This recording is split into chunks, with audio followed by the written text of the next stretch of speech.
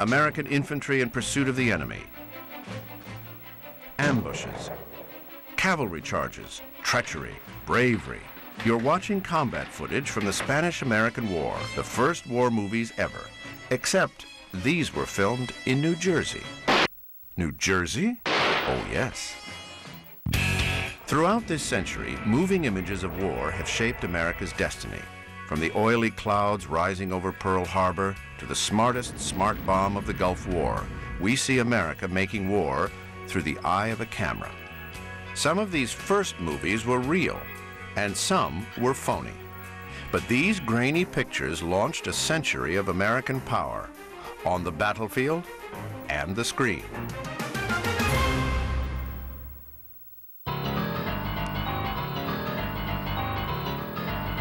By the late 1890s, movies were only a few years old.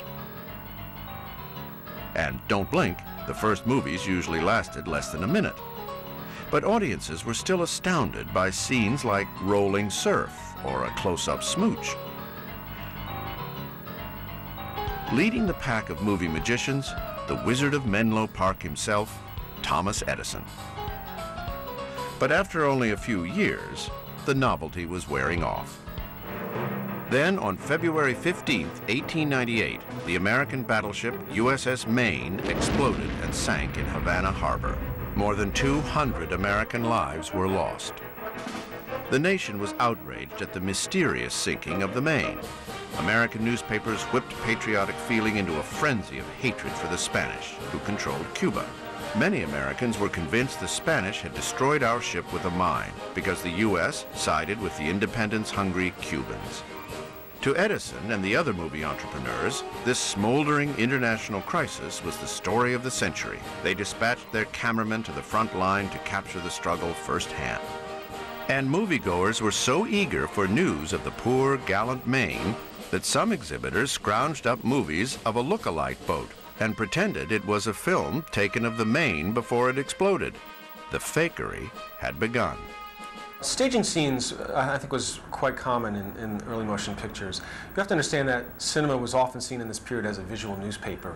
And if you look at the newspapers of the period, you'll see that there was this mixture of photographs, of line drawings that were often very romantic. And so no one, I think, automatically took these representations on face value.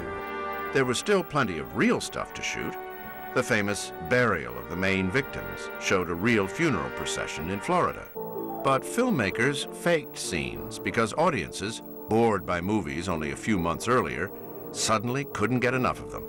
And the reaction to the images on the screen was unruly, to say the least. In Rochester, New York, one of the things that happened was that when they showed a film of the Spanish ship Vizcaya, people started pelting the screen with tomatoes and rotten vegetables and rotten eggs. And it was so extreme, so bad that they had to take that film out of the program for the rest of the week. Angry Americans held their breath for President McKinley to declare war. In April 1898, he did. Now there was lots to see. But still, the fakery continued. In this film, evil Spanish officers executed pro-democracy soldiers in the Philippines.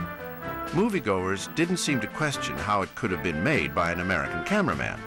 The fact is, it couldn't have. It was faked. Great naval battles appeared on screen up close and personal, creating a "you are there" feeling. In reality, these battles were created by enterprising men in water tanks using models, the very first special effects guys. All things considered, the war was over awfully quick, around 3 months. By July, the American Navy had all but destroyed the real Spanish fleet. There is no way to measure the power of the moving war image in the years since the explosion of the Maine. From the Somme to Iwo Jima, from Vietnam to Pristina, making war and making movies have become inextricably linked. Over the years, records of which war films were real and which were staged became jumbled. Documentaries with the most honest of intentions include some of the faked scenes in retrospectives of the war.